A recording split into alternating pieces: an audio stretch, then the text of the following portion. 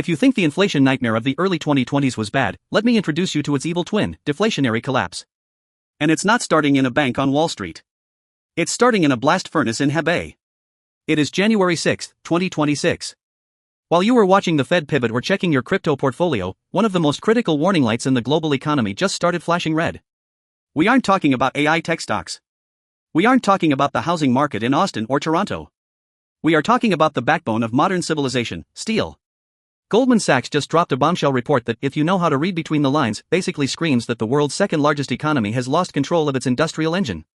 They are predicting massive losses, margin compression, and a flood of cheap metal that is about to wash over the global market like a tsunami. Why does this matter to you, sitting in New York, London, or Vancouver? Because when China sneezes, your 401k catches a cold. But this time, China isn't sneezing. It's hemorrhaging. We are looking at a scenario that could crush commodity prices, trigger a new trade war that makes 2018 look like a playground fight, and ultimately, reshape the value of the US dollar in your pocket. Today, we are diving deep into the steel apocalypse of 2026. We're going to expose the lie of capacity cuts, explain why Wall Street is suddenly terrified of Chinese exports, and show you exactly how this industrial train wreck is going to hit your portfolio.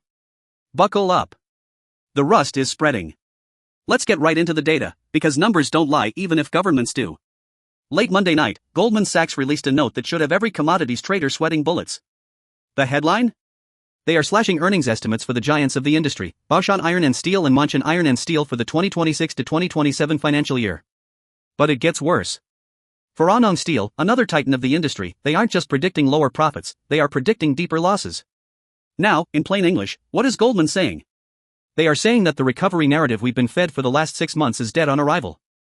The bank explicitly stated, we see slower than expected capacity work in the steel sector. Let's translate that from banker speak to human language. For years, Beijing has promised the world they would cut down on their massive overcapacity. They promised to shut down the zombie mills, these inefficient, money-losing factories that exist solely to keep people employed. They call this policy anti-involution. Involution, or Najuan in Chinese, is a buzzword you need to know. It describes a situation of intense competition where nobody wins, everyone works harder, margins hit zero, and the economy eats itself alive. The Chinese government swore they would stop this. They promised supply-side reform. Goldman Sachs is calling their bluff. The report highlights that the efforts to cut capacity are failing. The mills are still running. The blast furnaces are still hot. And because domestic demand in China is still suffering from the hangover of the property crisis, there is no one inside China to buy this steel. So, where does it go? It goes onto a ship. It goes to Vietnam, to Brazil, to Europe, and yes, indirectly, to the United States. Goldman lowered their gross profit assumptions for rebar and hot-rolled coil. These are the building blocks of the world.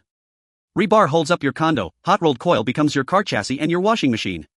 When the profit margin on these hits zero, it means the global market is saturated. Wall Street is telling you that the supply discipline was a myth. The floodgates are open, and the market is about to drown in cheap supply. To understand why this is happening and why it threatens the S&P 500, we have to look at the political machinery behind these companies. In a normal capitalist system, like the one we pretend to have in the West, if a company like Angang Steel loses money year after year, it goes bankrupt. Its assets are sold off, the workers are laid off, and the supply disappears. That is the creative destruction of the free market. But China's steel sector doesn't operate on capitalism, it operates on survivalism. Imagine you are a local official in a Chinese province. You have a massive steel mill in your district. It employs 50,000 people. It supports the local schools, the hospitals, and the pension fund. If you shut that mill down because it's unprofitable, you don't just have a bad earnings call. You have a riot.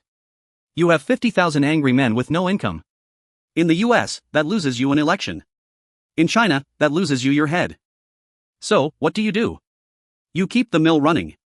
You force the local banks to lend the mill more money to buy iron ore, to pay the electric bill, to keep the smoke pouring out of the stacks. This is what Goldman Sachs means when they talk about slower than expected capacity work. They are politely saying that local politics are winning over national economics. The report mentions a specific hurdle, compliance with ultra-low emissions and recategorizing compliant firms. This is the bureaucratic nightmare. Beijing says, only clean, green mills can stay open. So, what do the dirty mills do? Do they upgrade? No, that costs money. Do they close? No, that costs jobs. They cheat. Or they get recategorized. They find loopholes to keep producing. The result is a zombie sector. These companies are walking dead, consuming capital, destroying value, and churning out steel that nobody needs. And this is where the wallet connection hits you. When these zombie mills keep producing, they artificially suppress the price of steel globally. If you are an investor in US Steel or Nucor, or ArcelorMittal in Europe, this is a disaster. How can an American company, which has to make a profit to satisfy shareholders, compete with a Chinese state-owned enterprise that is happy to lose money just to stay open? They can't. This forces Western governments to retaliate. And that is where the economic war begins. Now, let's peel another layer of this onion. If the steel mills are losing money and the outlook is grim, surely the price of the raw ingredient iron ore should be crashing, right? Wrong. And this is the paradox that has traders scratching their heads. According to the data, iron ore prices are stuck in a tight range between $102 and $108 a ton. They've been there since August. Even after this Goldman downgrade, prices only dipped 0.5% to around $105.40 in Singapore. Why? Because of the zombies. Remember, to keep the factory running, you have to feed the beast. Even if you can't sell the steel for a profit, you still have to buy the iron ore to make it. This creates a disconnect between the profitability of steel and the demand for iron ore. The mills are buying ore, turning it into steel, and piling it up. The data from Shanghai Steel Home E-commerce company shows that stockpiles of iron ore at Chinese ports are at their highest level since November 2024. They are hoarding rocks. For my viewers in Canada and the UK, and especially anyone holding Australian dollars, listen closely. Australia is the canary in the coal mine for the global economy. A massive chunk of Australia's GDP comes from digging red dirt out of the Pilbara and shipping it to China. If Goldman is right, and Chinese mills eventually do have to cut production because the losses get too deep to sustain, the floor falls out from under the iron ore market. We aren't talking about a dip to $90. We could be talking about a crash to $60 or $70. If that happens, the Australian dollar crashes. The Canadian dollar, which often trades in sympathy with commodities, takes a hit. But for now, the price is artificially propped up by this irrational production. It's a game of chicken. The Chinese mills are betting that demand will come back before they run out of cash. Goldman Sachs is betting that it won't. Let's bring this back to Main Street, USA. You're worried about the cost of living. Groceries are up, rent is up, services are up. But have you noticed that the price of stuff, electronics, furniture, tools is actually getting cheaper or staying flat? That is China exporting its deflation to you. The Goldman report notes that Chinese steel exports remain at an elevated level. When a Chinese mill can't sell its steel beam to a construction company in Shenzhen because nobody is building apartments, they put it on a boat and sell it to a construction company in Los Angeles, London, or Toronto. And they sell it cheap. In the short term, this sounds great, right? Cheaper steel means cheaper construction costs for US infrastructure. It might help cool down inflation. But here is the trap. This is predatory pricing. It destroys the industrial base of the importing country. If US steel mills go bust because they can't compete with dumped Chinese steel, the US becomes 100% dependent on Chinese metal. Washington knows this. London knows this. Ottawa knows this. This is why, in 2026, we are on the verge of Trade War 3.0. If these exports remain elevated as Goldman predicts, expect the US government to slap massive tariffs on steel imports not just from China, but from countries that China transships through, like Mexico or Vietnam. What happens then? 1. Supply chain chaos. Manufacturers who rely on cheap steel suddenly see their costs skyrocket due to tariffs. 2. Stock volatility. Companies like Caterpillar or Deere are in the crosshairs. They benefit from cheap steel but suffer if the global economy slows down. 3. Inflation spike. The very tariffs meant to protect jobs will cause the price of cars, appliances, and construction to jump. So, you get the worst of both worlds, the deflationary crash of the Chinese economy destabilizing global markets, combined with the inflationary spike of protectionist tariffs at home. To understand how this ends, we have to look at history. We've seen this movie before, specifically in 2015. In 2015, China had a similar glut. They flooded the world with cheap steel. The price of oil crashed. The global markets panicked. The S&P 500 had a massive correction. But there is a key difference between 2015 and 2026. In 2015, China had a get-out-of-jail-free card. They pulled the lever on their property market. They encouraged massive speculation in real estate to soak up all that excess steel and concrete. It worked. The economy roared back, and commodities rallied. In 2026, that card has been played. The Chinese property market is structurally broken. Evergrande was just the appetizer. Country Garden was the main course. Now, the whole sector is in liquidation mode. There is no housing boom coming to save these steel mills this time. Goldman's note highlights that the anti-involution efforts are the only hope, and they are struggling.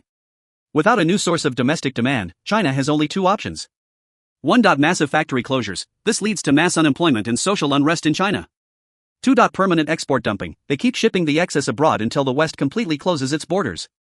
Goldman seems to think we are in a middle ground, a slow bleed where margins stay depressed and losses mount. But in economics, slow bleeds often turn into hemorrhages very quickly.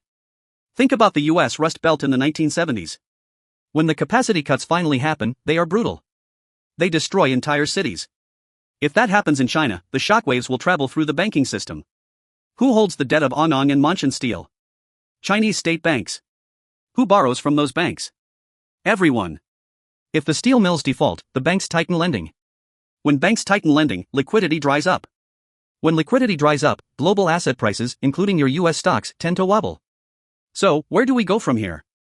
Based on the Goldman data and the current geopolitical climate, here are the 3 scenarios you need to prepare for in 2026.